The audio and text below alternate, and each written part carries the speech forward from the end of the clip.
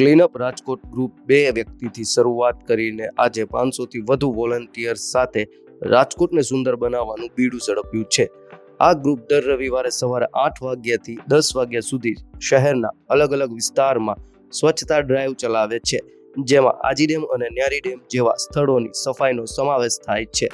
તેનું મુખ્ય લક્ષ્ય રિસાયકલ ન થઈ શકે તેવા પ્લાસ્ટિક કચરાને દૂર કરી સ્થળ પર ડસ્ટબિન મુકાવવાનું અને લોક જાગૃતિ દ્વારા રાજકોટને સ્વચ્છતા ઇન્ડેક્સમાં 19મા ક્રમથી પ્રથમ ક્રમે લઈ જવાનું છે। મારું નામ સંજય પટેલ છે। અમારા ગ્રુપનું નામ છે ક્લીનઅપ રાજકોટ। અમારો ગ્રુપ છે એ સ્ટાર્ટ ક્લીનઅપ જુનાગઢ કરીને એક ગ્રુપ છે, એમાંથી ઇન્સ્પાયર થઈને અમારા સાગરભાઈ સોરઠિયાને એક વિચાર આવ્યો કે ભાઈ મારે પણ મારા રાજકોટ માટે કંઈક કરવું છે, રાજકોટને સુંદર બનાવવા માટે કંઈક કરવું છે। એટલે અમે એક ક્લીનઅપ ગ્રુપની શરૂઆત કરી।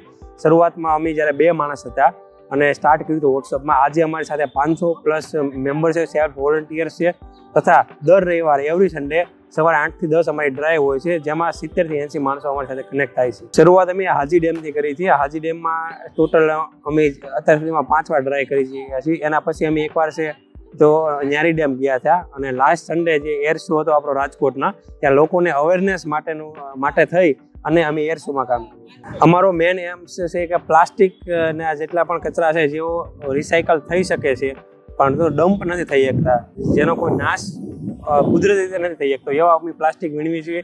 અને જે 8 વર્ષ જૂના છે, અમુક હાજી ડેમમાં એરિયા છે જે અમને પ્લાસ્ટિક મળી આવ્યા એ 8 વર્ષ જૂનો છે, 8 વર્ષથી કોઈ કચરો લીધો જ નથી, એવા એરિયા અમે આખા ક્લીન કરવી જોઈએ।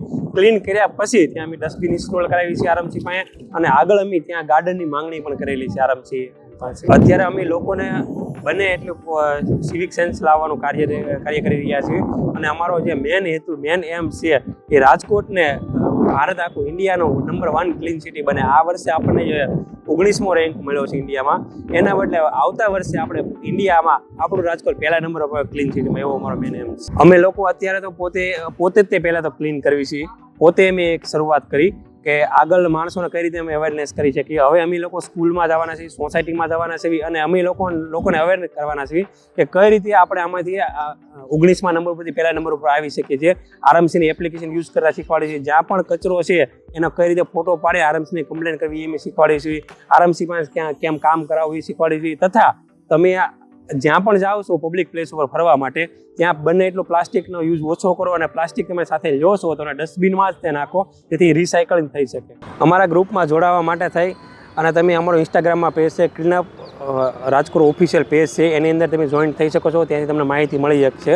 અમારો ગ્રુપ છે એ બિલકુલ ફ્રી ઓફમાં છે, સેલ્ફ વોલન્ટિયર ગ્રુપ છે। અમારો ગ્રુપ કોઈ પણ રાજકીય કે ધાર્મિક સંસ્થા હેઠળ નથી આવતું, કોઈ અમારા ગ્રુપમાં આગેવાન નથી, કોઈ પણ પ્રેસિડેન્ટ નથી, બધા સાથે મળી અને રાજકોટને સુંદર અને ક્લીન બનાવવાનો એક મુહિમ ચલાવી છે। તો રાજકોટવાસીને હું અપીલ કરું છું કે તમે લોકો પણ અમારી સાથે જોડાઓ અને આપણે રાજકોટને સાથે મળીને બદલીએ।